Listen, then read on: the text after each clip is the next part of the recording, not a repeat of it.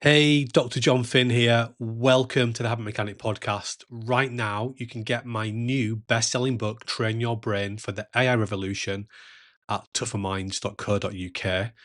The digital book, audiobook, and physical book are all available at a special price that you won't find anywhere else.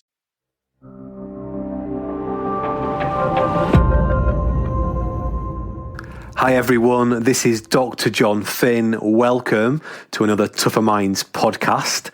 Exciting news, we're starting to get details about the 100, the new cricket tournament that's going to be taking place in July as we look forward to getting out of these quite challenging lockdown conditions.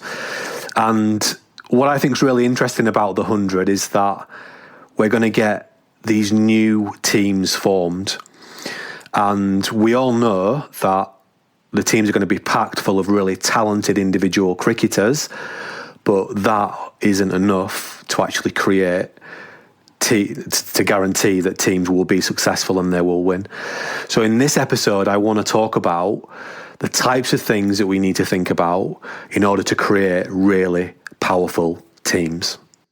So I just want to think about some of those things. We have our 5-stage team power model that we've designed over many years using the best insights we understand from neuroscience and behavioural science and psychology. And we use the team power model to help teams to understand what they need to do in order to be successful. And if everyone's got a good understanding of that, of their roles and responsibilities, some of which are very obvious, like in the 100 teams, it will be I need to field and I need to bat and possibly bowl as well. But some far less obvious roles and responsibilities, like I need to get good at regulating my emotions, I need to up my game to be a really good leader, I need to get better at bringing my best self to every training session and every game, whatever it is, so that everyone can understand both their visible and their invisible roles and responsibilities and give the team the very best chance of being its best. So let me talk you through the 5 different stages that all these new 100 teams are going to have to conquer and get right if they are going to be the very best teams that they can be. Stage number 1 of the 5 stages in our team power model is what we call me power conditioning. And the metaphor we use in our team power model is a mountain. Probably helpful to point out at this stage. So it's like we are climbing a mountain together, and stage 1 is right at the bottom of the mountain. So me power conditioning is all about bringing your best self to training, to match days, to work essentially. And we think about this on a continuum. You can either refuse to bring your best self to work, or you can choose to do that. And you can either refuse to develop yourself and work on yourself, or you can choose to do that. And there's a continuum at play there. One end is I refuse, one end is I choose. And we want as many people as possible to be moving towards that choose end of the continuum as possible, because that's going to be essential, not only for team performance, but more fundamentally for those people feeling healthy, happy, and at their best, because making personal progress is absolutely essential for us as human beings to feel well. And in order to help people to do me power conditioning, we teach them how their brain works, how everything, or the vast majority of what they're doing is a habit, an automatic, semi-automatic behaviour, and how individuals can individually and collective start to build more helpful habits. If we want to have a powerful team, the absolute foundation is that everyone is doing me power conditioning. Doesn't matter how talented you are, you've got to keep turning up every day and bringing your very best self to work. And that's not always easy.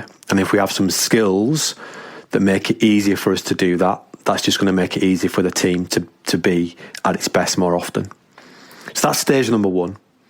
We want to pack our teams full of people that are doing me power conditioning. And I'm not sure if this has been the case with the 100 teams, but lots of our clients actually, before they even recruit anybody, or as part of their recruitment process, they are analysing the me power conditioning traits of the individuals before they bring them into the organisation, using some of our analysis tools. Because if we don't have people coming into the organisation that have the me power conditioning mindset, then it's going to be problematic right from the word go, and they're just going to detract away from your team being successful. The second stage then is what we call community base camp. So remember, the metaphor is we're climbing up the mountain, and we've recruited and packed our team full of people who are doing me power conditioning all the time. The community base camp then is where we organise ourselves and think about, well, what does the top of the mountain look like for us? What is the goal that we are working towards, or the goals and objectives we are working towards? And in order to allow us to achieve those goals and objectives, what is the strategy? So what strategy, what plan of action are we going to use to give ourselves the best possible chance of achieving our goals in an efficient and effective manner? And depending on the strategy and depending on the big goals, what are the immediate priorities? What do we need to do first of all? And then, depending on that, how does that distill down into everyone's roles and responsibilities? And the person who leads a community, the community base camp, is what I would call a cultural architect. This is one part of our team power leadership model. And the job of the cultural architect is to help to empower everybody to feel like they are completely valued, and that their opinion matters in terms of, and then they've been a part of devising the big goals and the strategy and the priorities. So that's a really important part of the community base camp. And of course, like any skill we want to get better at, becoming a better cultural architect is a skill, and we can learn how to do that. And that's one of the things we teach in our Team Power Leadership Certificate. Stage number 3 is what we call group climbing support. This is the day in, the day out grind of supporting each other, both via what we do, and we call that the role model piece, and also by what we say, and we call that the action communicator piece. So every day, whether it's coming into training or match days, or for most of us going to work, the group climbing support piece is how we support each other. So we turn up and we bring our best selves, but we also turn up and we want to help others to be at their best, and we proactively support. And that's a really important part of the 5-stage team power model. And of course, that piece for most of us has become much more difficult when we've been working remotely, because it's harder to give that support to colleagues. Stage number 4 is what we call campfire discussions. So this is all about one-to-one coaching support. It could be manager or coach to athlete. It could be manager to direct report. It could be peer to peer. We know that one of the great challenges of the VUCA world, the volatile, uncertain, complex world, is that whatever you need to do your job really well today, or in the next 12 months, probably won't be exactly the same in the following 12 months or the following 6 months, because the only constant in the world is change. So in order to keep being at our best and be able to deliver on our roles and responsibilities, we need to keep upskilling ourselves. Doesn't matter how talented we are or how good we are today, what got us here this year is probably not going to cut it next year.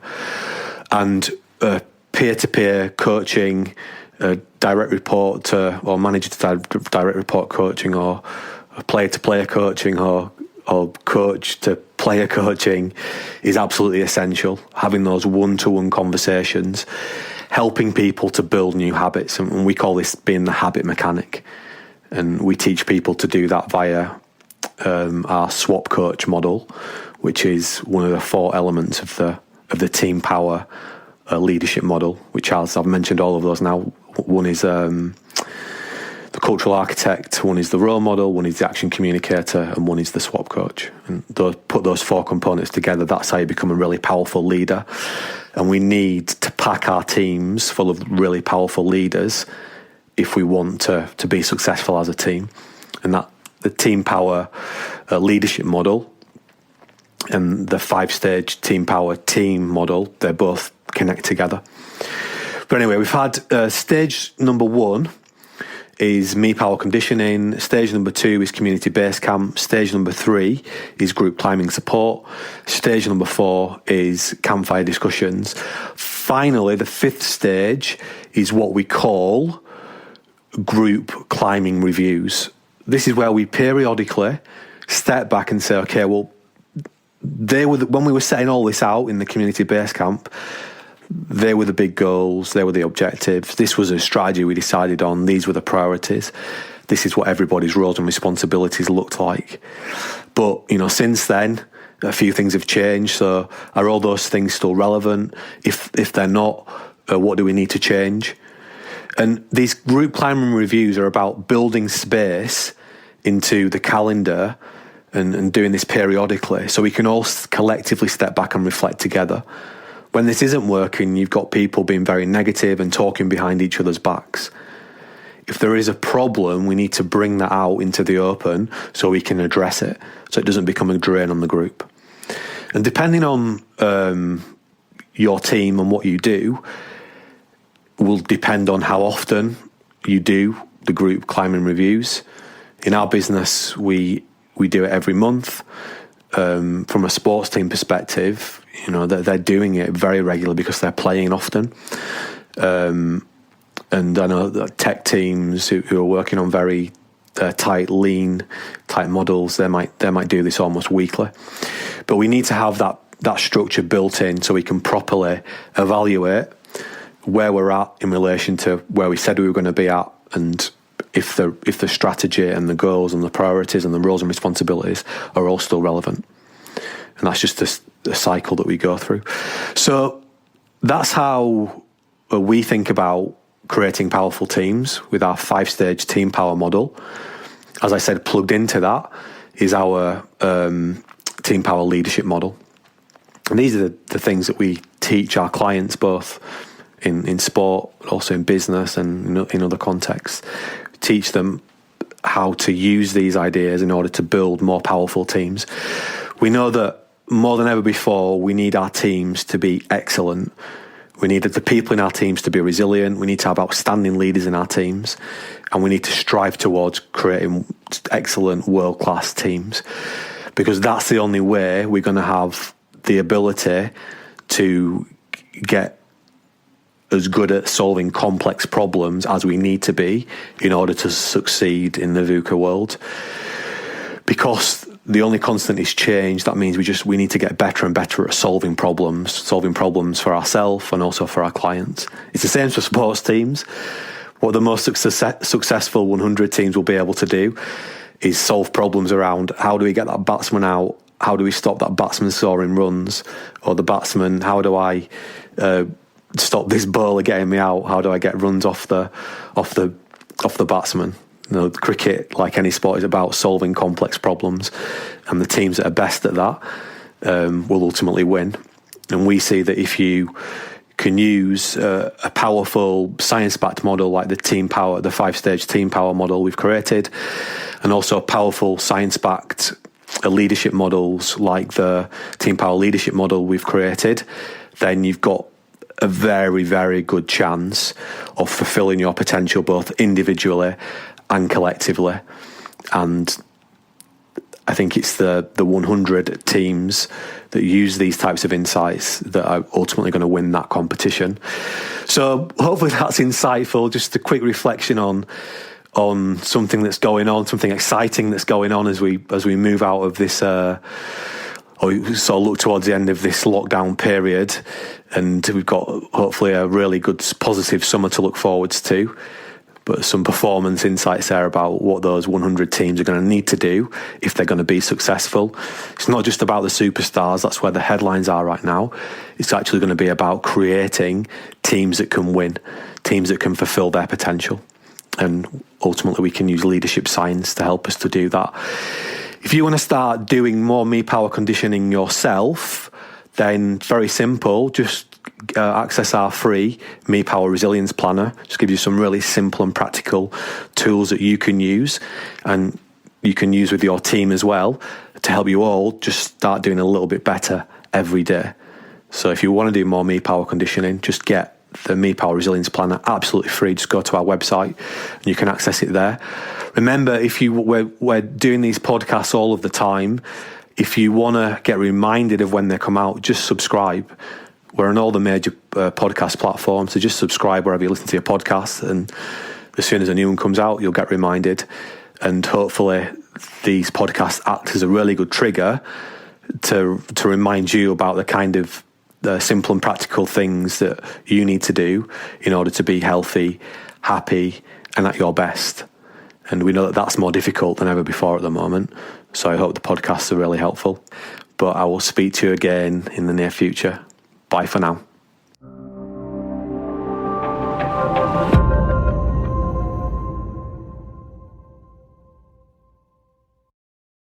Thanks for listening to the Habit Mechanic podcast. If you liked it, please subscribe and tell someone else about one of the ideas or insights that you found most interesting.